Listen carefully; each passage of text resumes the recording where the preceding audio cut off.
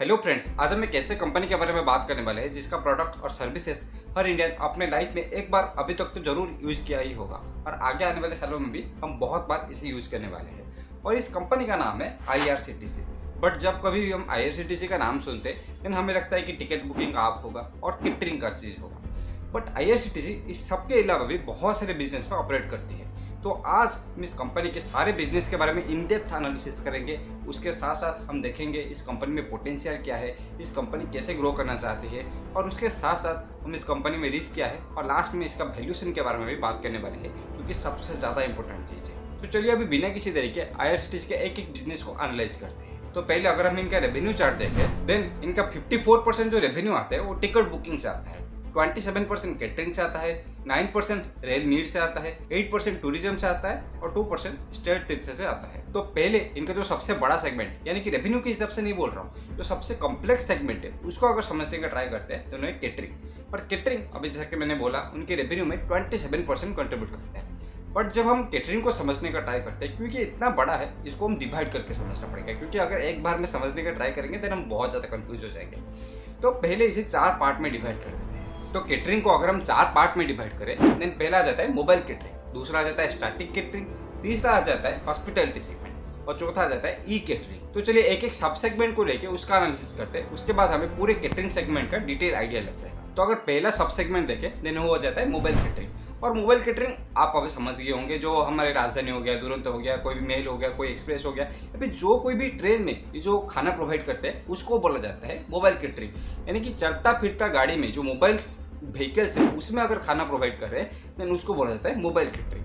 But mobile catering को भी हम फिर से 2 पार्ट में डिवाइड कर सकते हैं। ये थोड़ा कंफ्यूजिंग लग रहा होगा लेकिन मैं सिंपलीफाई लैंग्वेज में उसको समझाने का ट्राई करूंगा। तो मोबाइल कैटरिंग को अगर हम 2 पार्ट में डिवाइड कर सकते हैं वो हो जाता है पेंट्री कार, यानी कि जो ट्रेन में ही एक बॉगी में हम खाना बनाते हैं उसको जो पेंट्री कार बोलते हैं, वो एक तरह का सर्विस हो गया। उसके अलावा और एक जो पार्ट हो जाता है वो हो जाता है TSB, यानी कि ट्रेन साइड वेंडिंग, यानी कि जो प्लेटफॉर्म में जो लोग होते हैं जो कि आपको खाना प्रोवाइड करते हैं उसको बोला जाता है TSB। और ये जो TSB है ये टोटल मोबाइल कैटरिंग में 60% अमाउंट रखता है और जो पेंट्री कार है ये 40% रखता है। तो अभी अगर सब कुछ मिला के देखें देन 1000 से ज्यादा इनके पास मोबाइल कैटरिंग का फैसिलिटी है। ये तो हो गया मोबाइल कैटरिंग के बारे में। अभी अगर दूसरे सेगमेंट के बारे में बात करें तो स्टैटिक कैटरिंग। तो स्टैटिक जैसे कि आप नाम से समझ गए होंगे ये मूव नहीं करता, ये स्टैटिक है, ये स्टेडी स्टेट में है।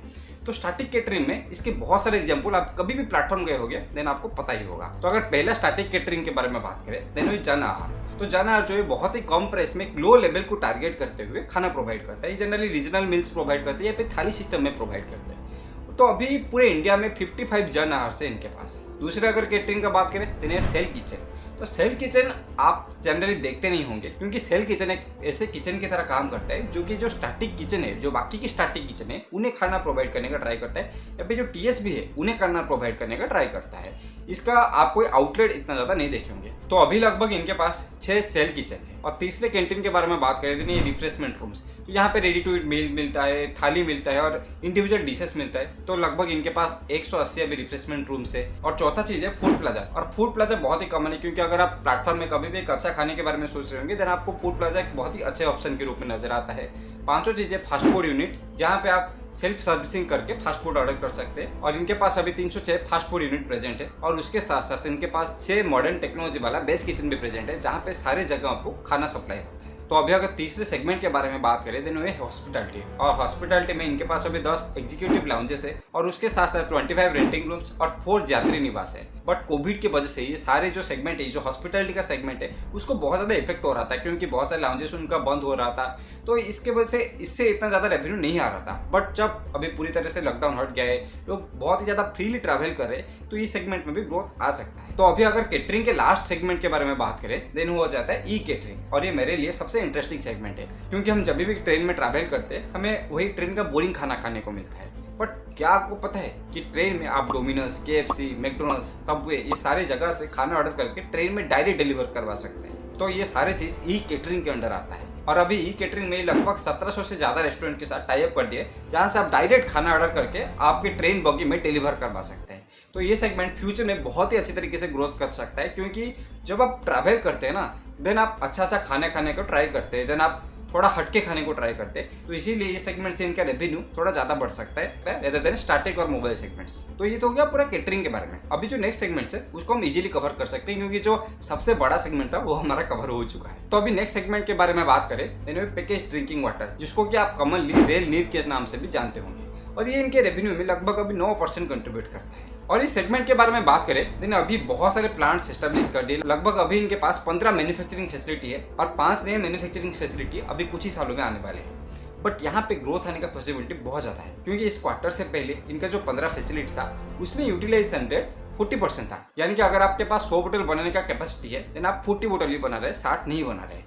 तो ये एग्जिस्टिंग फैसिलिटी को यूज करके ये बहुत ही ज़्यादा स्केल कर सकते हैं, क्योंकि यहाँ पे लगभग 60% का जंप आ सकता है। अभी ये 40% ही बना रहे, 60% और बना सकते हैं। बट अभी इस क्वार्टर में क्या हुआ है, इस 40% को इन्होंने इंक्रीज करके 70% कर दिया है। तो इसके वजह से एग्जिस्टिंग फैसिलिटी होते हुए इनके रेवेन्यू में इस सेगमेंट से ज़्यादा ग्रोथ देखने को मिल रहा है। और आगे आने वाले सालों में भी जब नई नई फैसिलिटी कमर्शियलाइज होना स्टार्ट हो जाएगा और उसके साथ साथ यूटिलाइजेशन भी बढ़ना स्टार्ट हो जाएगा, इस सेगमेंट से रेवेन्यू और भी ज़्यादा बढ़ सकता है। क्योंकि अभी ये जो दूसरी कंपनी से जो पैकेज ड्रिंक्स बेचते उनको भी अच्छी तरीके से कंपटीशन देना स्टार्ट कर। और अभी अगर तीसरे सेगमेंट के बारे में बात करें, देन ये इनके रेवेन्यू में सबसे ज़्यादा पार्ट कंट्रीब्यूट करता है। और अभी तो आप समझ गए होंगे, ये टिकट बुकिंग। तो टिकट बुकिंग इनके रेवेन्यू में 54% कंट्रीब्यूट करते हैं, और इसका भी आगे आने वाले सालों में बहुत ज़्यादा ग्रोथ करने का अपॉर्चुनिटी है, क्योंकि इंडिया में मोबाइल पेनिट्रेशन बढ़ रहा है, इंटरनेट पेनिट्रेशन बढ़ रहा है। इसके साथ साथ लोग ज़्यादा डिजिटलाइज हो रहे हैं, लोग ज़्यादा से ज़्यादा चीज़ ऑनलाइन में करना प्रेफर करते हैं। तो इसके वजह से इस सेगमेंट में बहुत ज़्यादा रेवेन्यू आ सकता है। बट अभी जो 2S रिजर्वेशन कैंसिल का पॉलिसी आया था, इसके वजह से इस क्वार्टर में इतना ज़्यादा ग्रोथ नहीं हुआ है। इस सेगमेंट में बस 3% ही ग्रोथ हुआ है। बट आगे आने वाले सालों में जब आप लॉन्ग टर्म के बारे में बात करते हैं, देन इस सेगमेंट से ग्रोथ आने वाला है, क्योंकि इंटरनेट पेनिट्रेशन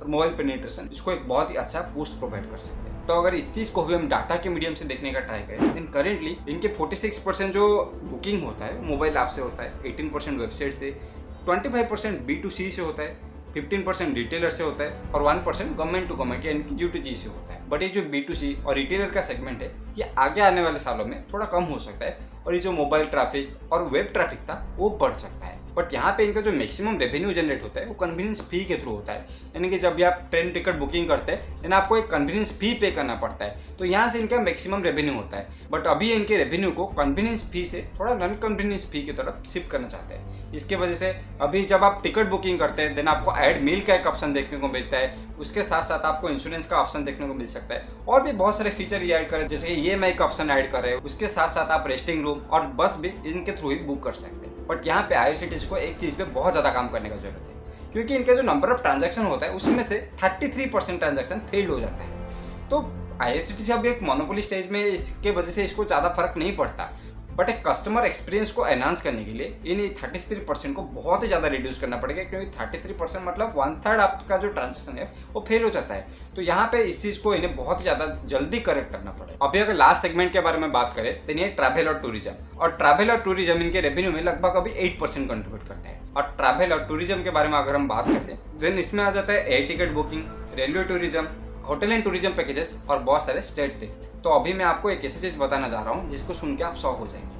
IRCTC हम सभी जानते हैं कि ट्रेन बुक करने का प्लेटफॉर्म है, बट IRCTC के थ्रू डेली 5,000 से ज़्यादा फ्लाइट बुकिंग होते हैं, और उसके साथ साथ अभी ये एयर एम्बुलेंस और हेलीकॉप्टर बुकिंग को भी अपने अंडर ऐड करने का ट्राई कर रहे हैं। तो IRCTC एक कंप्लीट टूर गाइड पैकेज के रूप में काम करने का ट्राई करे, टूर गाइड प्लेटफॉर्म के रूप में काम करने का ट्राई कर रहा है। और इन सब के साथ साथ ये अपने अंदर कुछ प्रीमियम ट्रेन को भी चलाने का ट्राई करते हैं। IRCTC के अंदर कुछ प्रीमियम ट्रेन को भी चलाने का ट्राई करते हैं, जैसे कि आपने एक नाम सुना होगा ट्रेन का, महाराजा एक्सप्रेस, जो कि one of the luxurious train है पूरे वर्ल्ड में, और ये महाराजा एक्सप्रेस को IRCTC कंप्लीटली ओन करता है। और उसके साथ साथ गोल्डन चैरियट, भारत दर्शन, ऐसे बहुत सारे पिलग्रिम ट्रेन्स को भी ये ऑपरेट करता है। और अभी सेगमेंट में ग्रो करने के लिए बहुत सारे बजट होटल को भी अपने पोर्टफोलियो में ऐड कर रहे हैं, जिसके बाद ये कंप्लीट सॉल्यूशन हर तरह के लोगों के लिए कंप्लीट सॉल्यूशन प्रोवाइड कर सकते। तो अभी तो हमने इनके सारे सेगमेंट के बारे में बात कर लिया, बट अभी इनका एक नया सेगमेंट लॉन्च हुआ है, उसके बारे में भी थोड़ा बात करना जरूरी है। तो ये सेगमेंट है ऑनलाइन पेमेंट का सेगमेंट। जी हाँ, IRCTC अब एक फिनटेक कंपनी के रूप में भी काम करना स्टार्ट कर चुकी है, क्योंकि आज तक ये पेटीएम का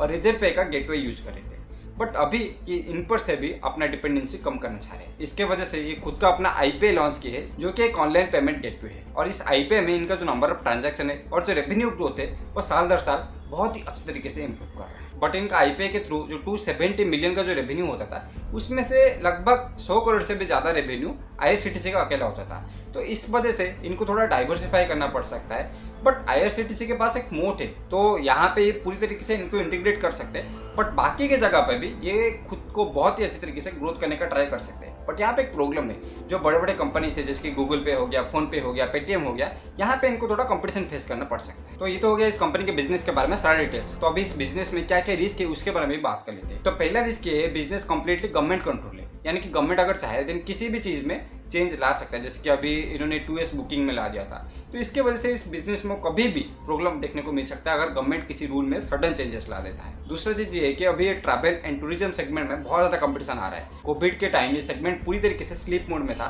लेकिन अभी बहुत सारे कंपनीज इस सेगमेंट में उभर के आ रहे हैं और इसके वजह से एक गवर्नमेंट बैक जो कंपनी है और प्राइवेट बैक जो कंपनी है उसके वजह से बहुत ही कड़ा टक्कर होने वाला है। तो देखते हैं आईआरसीटीसी खुद को किस तरीके से इस चीज़ में डिफ्रेंशिएट करवा। तीसरा चीज़ ये है कि जो सर्विसेज ये वेंडरिंग करते हैं यानी कि आउटसोर्स कर देते हैं, उसमें अगर कोई खराब क्वालिटी का सर्विसेज प्रोवाइड कर देता है देन आईआरसीटीसी के ब्रांड के ऊपर वो बुरा इफेक्ट आता है।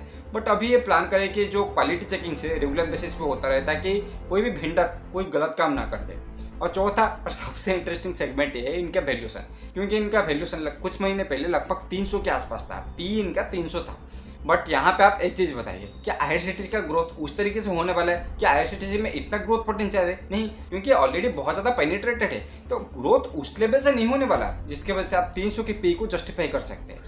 तो अभी भी अगर देखें देन आईआरसीटीसी का पी बहुत ज़्यादा है और इसका ओवरऑल वैल्यूशन भी अगर हम देखें देन वो भी बहुत ज़्यादा है। तो यहाँ पे अगर आपके पास शेयर है देन आप उसे होल्ड कर सकते हैं, बट अभी खरीदना मेरे हिसाब से वाइज डिसीजन नहीं होगा। फिर भी ये कोई इन्वेस्टमेंट एडवाइस नहीं है, आप अपने हिसाब से खुद का थीसिस फॉलो कर सकते हैं। तो ये था कंपनी के बारे में सारा एनालिसिस, उसका वैल्यूशन, उसका रिस्क और क्या क्या इसके पास अपॉर्चुनिटी है। अभी हमारे लास्ट सेगमेंट की तरफ आते हैं जहाँ पे हम 90 सेकेंड के अंदर पूरी चीज़ को समझने का ट्राई करेंगे। ये कोई बाय या सेल रिकमेंडेशन नहीं है, मैं बस आपके अंडरस्टैंडिंग के लिए चीज़ों को सिंप्लीफाई करना चाहता हूँ। तो ये कंपनी जनरली 4 सेगमेंट में ऑपरेट करती है, catering, ticket booking, packaged water और उसके साथ साथ ट्रैवल एंड टूरिज्म। तो केटरिंग को भी हम 4 पार्ट में डिवाइड कर सकते हैं। एक हो गया mobile catering, static catering, hospitality और ई केटरिंग। और ये जो सबसे ज़्यादा रेवेन्यू इनका आता है ये आता है जो टिकट बुकिंग से, जो कि 54% कंट्रीब्यूट करता है, और केटरिंग से इनके पास 27% रेवेन्यू आता है।